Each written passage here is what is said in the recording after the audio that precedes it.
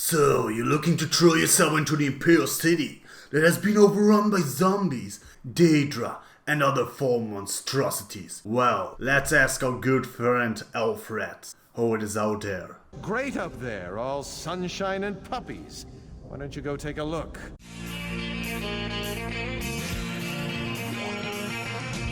No one told you life was gonna be this way. The job's a joke you broke, your love life's the old way. It's like you're always stuck in second gear. But when it hasn't been your day, week, your month, even your year. But I'll be there for you when the rain starts to pour. I'll be there for you like I've been there before. I'll be there for you.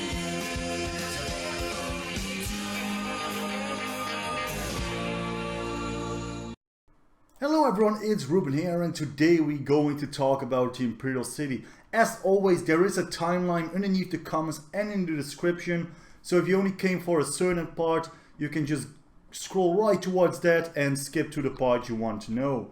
So first of all, what is the Imperial City?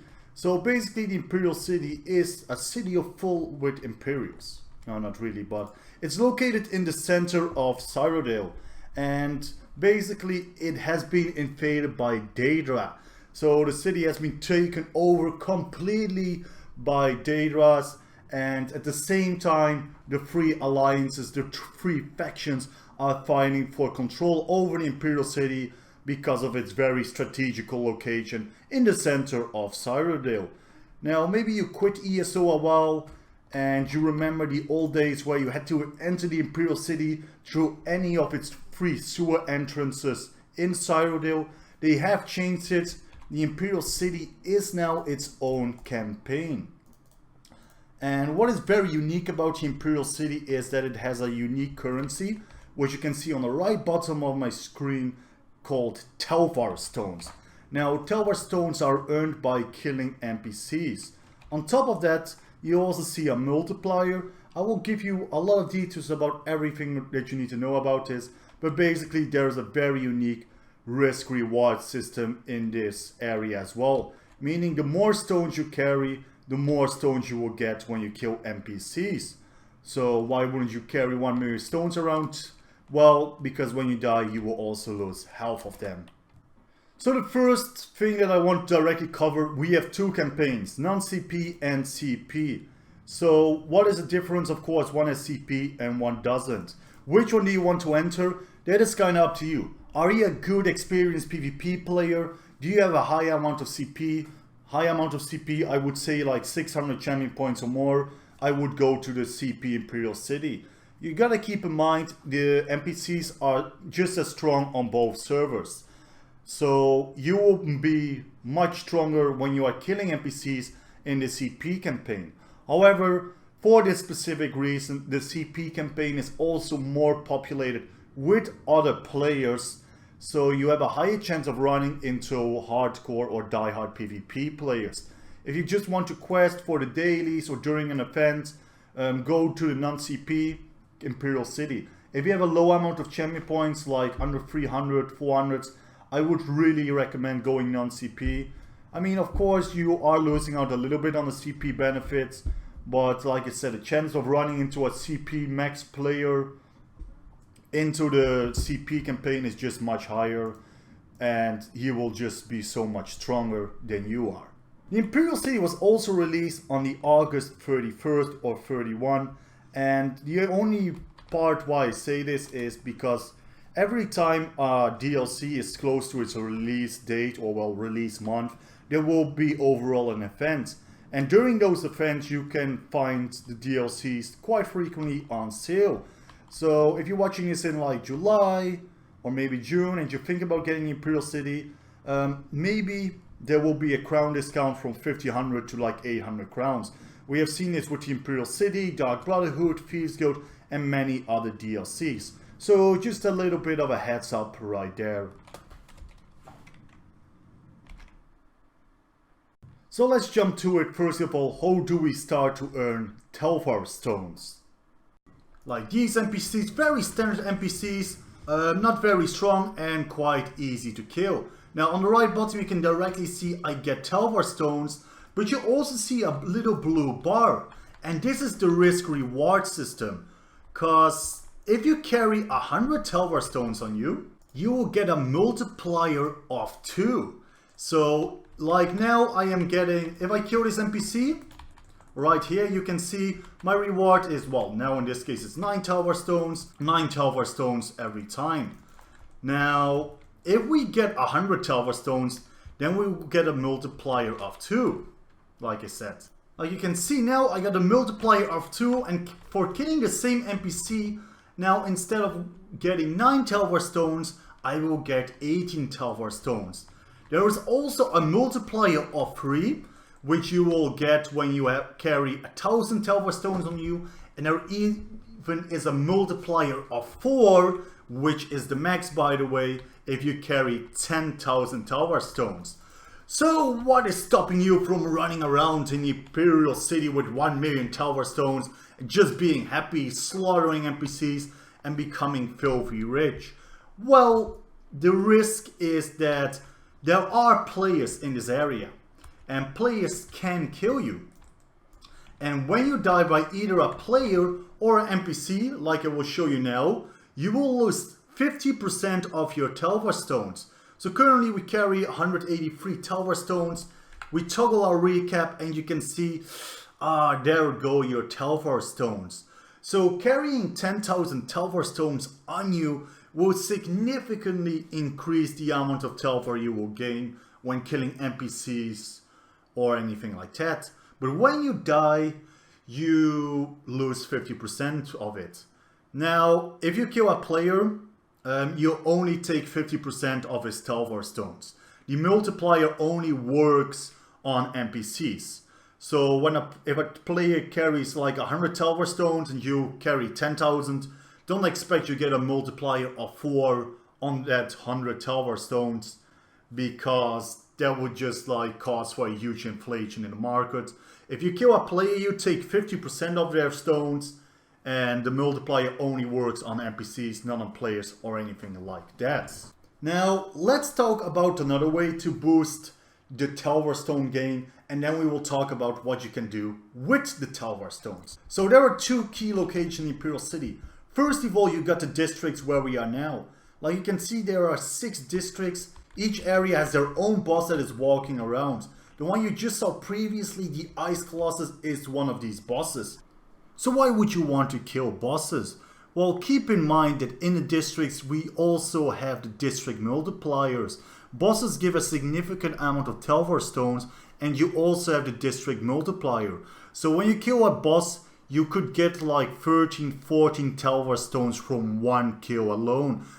Killing it with this specific Imperial City grind mode, for example, takes me around 2 or 3 minutes. And keep in mind, 30,000 Telomer Stones is worth quite a lot. The gold equivalent of that would probably be around 35,000 gold in just a matter of minutes. If you are new, however, or not too experienced with it, I really do not recommend taking on these bosses solo.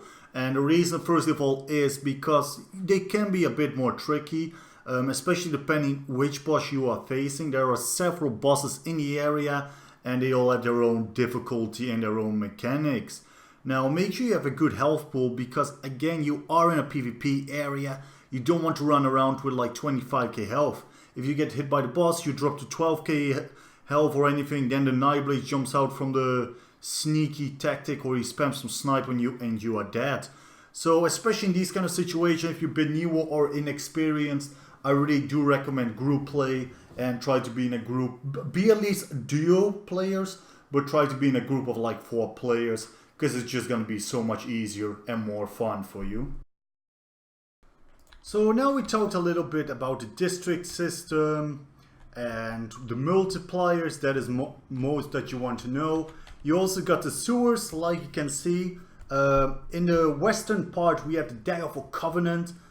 In the northern part we have the Ebonheart Pact. And in the eastern part is the Almeri Dominion. And each base has, of course, a lettered base district from where you can go to any of the 6 districts. So every base has them, and from there on you can easily navigate yourself to any of the 6 districts. Every base has them, so it really allows you for quick traveling around. Like you can see here, Arena District, Memorial District, Elven Garden District, Nobles District, Temple District, and of course the last but not least, Abortrium. And there are also 2 districts right outside of the base.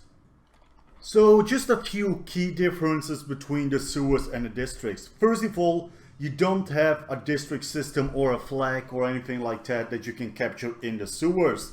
So you cannot increase the amount of Telomer Stones you get any more than just carrying 10,000 Telomer Stones on you and have the ×4 multiplier. The sewer, however, does have bosses, just like the districts. What you will overall find is like bosses patrolling the area. They will typically have like 1.4 million health, something around that. Use some strong AoEs and single target abilities. So make sure you dodge those and directly get out of the AoEs. They are, I mean, they aren't that hard to kill, but it does take time. It does take time, and it does take a bit of knowledge on how to deal with those bosses. It's always, if you've been newer to this kind of stuff, go with a group. Now, the bosses do give you 2,400 Telomer Stones if you carry the max amount of Telomer Stones, like 10,000 or more, for the ×4 multiplier. The more PPR, the less Telvar you get, of course. So if it gives you 2.4k, if you kill with 2 people, it will give you 1.2k, etc. So the amount of Telomer Stones divided by the amount of people that kill it. Now, you can walk to the other bases, of course, but you have to go to the middle. And here in the middle, there is something unique. And let's talk about what we can find here in the middle. So basically what you will find in the middle is called the Tower, because you gotta keep in mind the Imperial City has been invaded by Daedra, and basically this is like their center, the main base, whatever. So what you will find here are 3 portals. There will be NPCs around these portals. Once you have cleared out the NPCs, overall there will be like a second spawn, kill the second spawn, and then there will be a boss. Kill the boss and move on to the next portal. So once you have cleared all 3 portals, which will have, each portal will have a bunch of NPCs and 1 boss, it will summon Molech Bull. Yes, you thought you killed him, well, think again, you didn't do stuff, you didn't do shit, Tamriel isn't saved, all that work was for nothing except for a bunch of skill points. Anyways, yes, you will find Molech Bull and he will spawn. So, is Molech Bull hard to kill? No.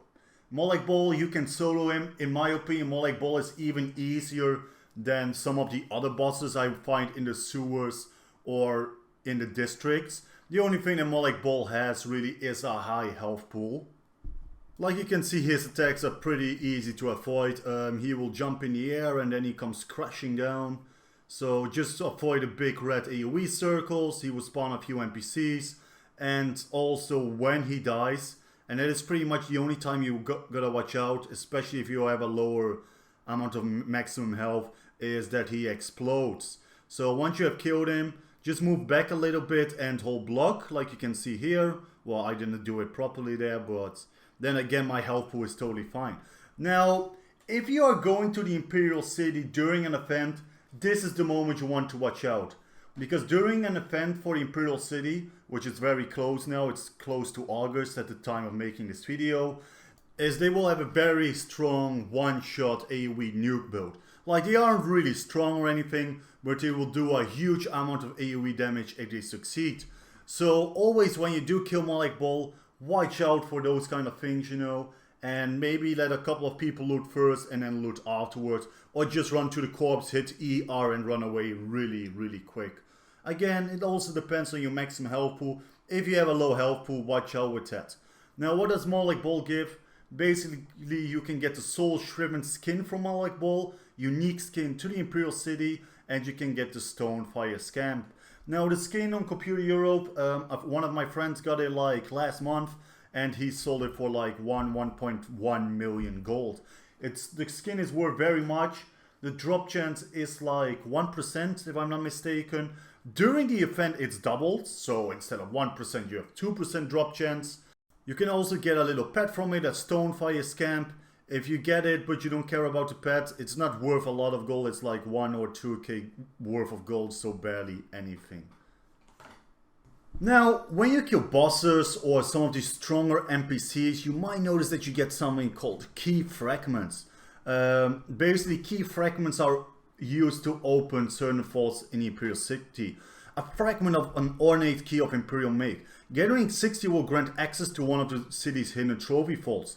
150 will open the trophy vaults in the Imperial City prison or the White Gold Tower. So basically, gathering 60, you can open any of the city's hidden trophy vaults, which can be found in the districts right here. You will always find the trophy vaults at the outer edge of the districts. Like you can see here, they are all on the outer edge. You will never find them like here on the sides or near the closer edge or close to the flag. They're always on the outside. Now, depending on which one you open, you will get a different item. Okay, so here we are near one of these trophy vaults, and once you enter one of these, it will directly convert all your key fragments into keys, like you can see in my inventory right now. So all my key fragments have been changed to keys automatically. Don't worry, you don't have to spend all your keys at one location. So you will see a chest. Once you open a chest, that's when it will consume one key. You get a bit of gold, a certain weapon or item set specific to their location, or sometimes jewelry, and you can also get crafting modules like you can see right here. So I could choose to spend the other keys here, but I can also walk away. So again, it doesn't matter where it does convert the key fragments into keys. If you choose not to spend all your keys here, that's totally fine. You can move on to another district, to another vault, and use or spend your keys right there if you want to like split it or anything like that. Let's talk about what we can do with those Telomer Stones, because we talked about it a lot now. So there are a few furnishing things you could buy for your house, such as an Imperial banner or a more like bold brazier. But the most important part why people like Telomer Stones is because it's such an incredibly good way to make gold. One Telomer Stone, last time I checked, I did a wall calculation on an average sell and buy. One Telomer Stone would be worth around 2.6 gold. And what can you do with your Telomer Stone? Well, you can buy materials, unique sets, items, stuff like that. One of the most popular things with Telomer Stones here, for example, is the Tel Var General Merchant. And what you can buy, okay, let me get some Telomer Stones real quick. There we are again, is that you can buy several items. One that is very popular is the Hakayo, for example, used to make tri-state enchantments, so worth quite a lot, and it's only pretty much acquirable here in Imperial City. Other items such as Rapora. You can also buy rune boxes, contains an Ixifkan Augur polymorph. But the best way, if you are purely looking to make gold, is the Wax Apothecary's Parcel. Now, basically, a wax line parcel for alchemists and whatever how you pronounce that, containing an assortment of regans. Now, basically, what this contains is it contains, well, materials for alchemy. Like you can see here, we open it and it has some really good ones, such as cornflower, which is worth a good amount of gold. And why people really like this is because these items are needed to make tri-state potions, tri-set potions. Maybe you know them already, maybe you do not know them, but basically these Essence of Health, like you can see, I only have 1800 of those left. I literally used to have like 8,000, 9,000, but I still got 1.2 million Telomer Stones. And this is your best Telomer Stone to gold ratio. I did like a calculation, it was a few months ago, so of course the prices could have adjusted a little bit, but back then I did a bit of a calculation. I bought like 200 of these boxes. I wrote down all the alchemy regans I got. I went a bit for the lowest price, and my Telomer to gold ratio with buying those was that one Telomer stone would be converted in 2.7 gold. If you were in a rush, you would sell for 2.6, 2.7 gold. And if you have a bit more time, you can list it a bit higher priced. you could even get 2.8 gold for one Tel Var stone. If you want to increase it even further, if you make tri-set potions and not just sell the items, then you will even increase that further, even up to over 3 golds. So this is a great way to make gold, but of course you can always ask guildmates if you need anything. Just keep in mind that you want like 2.5 gold at least for a Tel Var stone, at least here on Computer Europe. I don't really have an idea, of course, what the market is currently on the Xbox or the PlayStation, on Europe or NA for those consoles, because I primarily play computer. Now, apart from this, there are also some unique sets you can buy that only come in Imperial City. There are several options for you to acquire sets. You can directly buy them. They will have like the impenetrable trait, or you know, if you feel like it, you can also buy boxes and go for that fun ESO RNG that we all love, such as the lock boxes here. Now the boxes are cheaper, but of course you need RNG on your side. So if there is a specific setting you can buy it directly, I really would recommend to buy it directly, because RNG will not be on your side.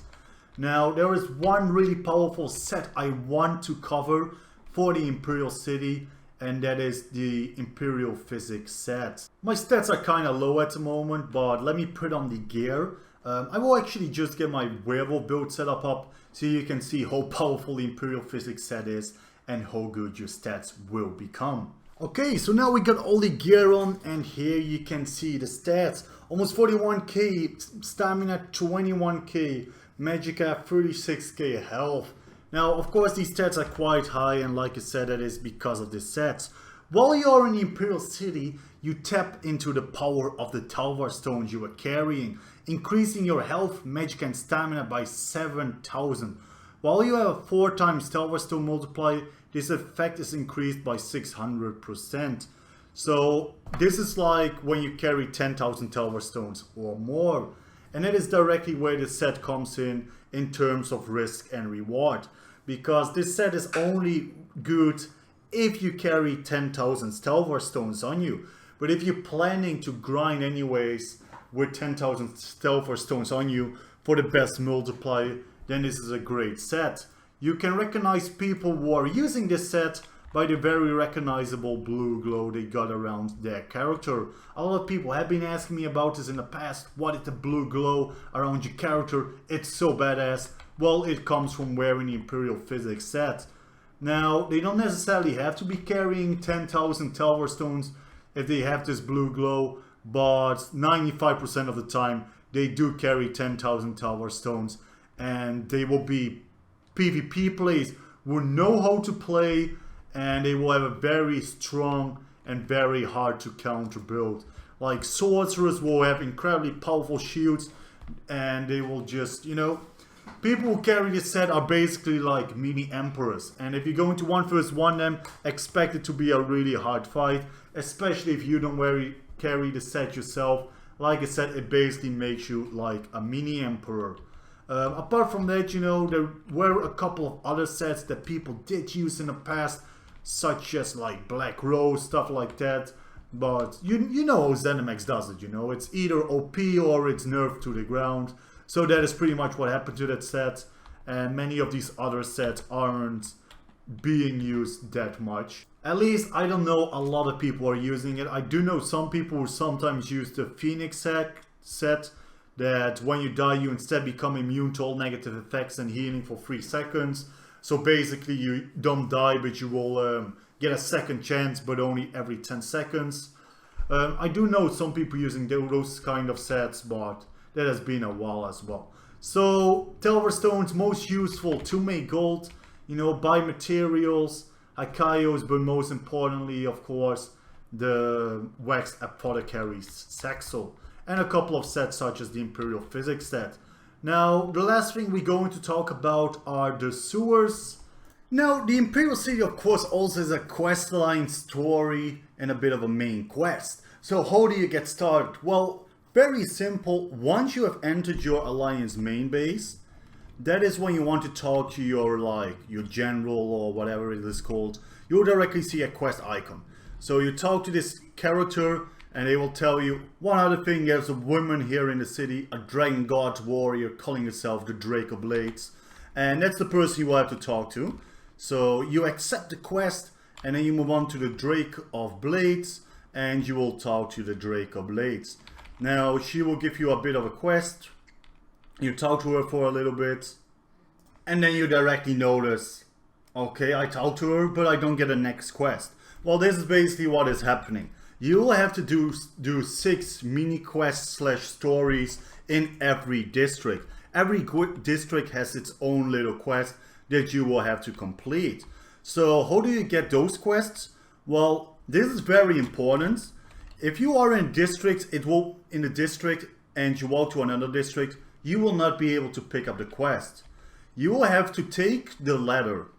Okay? So you have to take a ladder from your alliance main base to a district, and that's how you can pick up a quest. So doesn't matter which ladder you take, because you will have to do all 6 of them anyways. So like you can see, I now moved through the base, and directly here I see the Drake of Blades. Sometimes you see the Drake of Blades. It is also possible, for example, in the arena district, that you will only see a scroll which will tell you and indicate what you will have to do. Talk to the Drake of Blades, and she will give you further information on what you have to do. Once you have completed this quest, you will have to head back to your alliance main base in the sewers, and then you are pretty much good to go. You completed the quest then, and then you move on to the next district. Again, don't move from a district through the gates here. Make sure you take the ladders every time from your base, because all the quests will be up there, and you will not be able to get up there on that plateau unless you die and you respawn. That's another way, but let's be honest, you don't really want to die. Once you have completed all those quests, you will get the end main story quest, which is very close to your base. I mean, you get a quest indication anyways for it, but I will just tell you where it is. Here it is for the Day of a Covenant in this small area, right over here. The Almeri Dominion is right over here, and the Ebonheart Pact is right over here.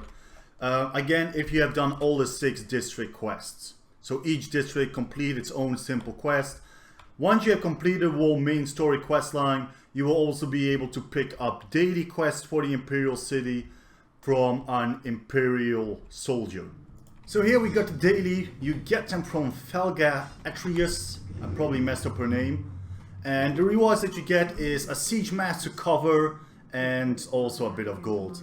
This well-worn box contains a small purse of Tel Var stones, and once per day a Siege of Cyrodiil merits. So here I will just open it for you guys so you can see a bit of the rewards from doing the dailies.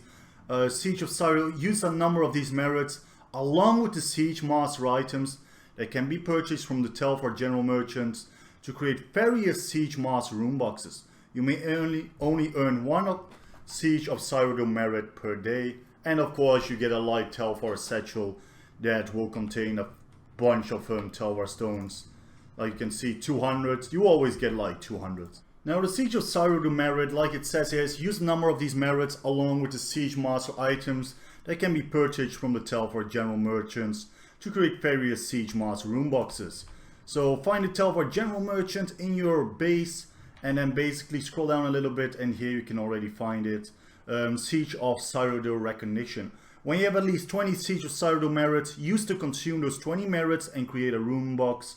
Siege Master's Close Helm, 5 seconds cooldown. So that's what you can do with those. You need to get 20 and then you can earn yourself a fancy helmet. And that is pretty much all you need to know about the Imperial City. Of course, the video took a bit longer than I expected, but I want to make sure I covered everything there was to know. And as always, I have the timelines underneath the video, so you know you don't have to watch everything for the information you need. If you did enjoy that video, please make sure to subscribe.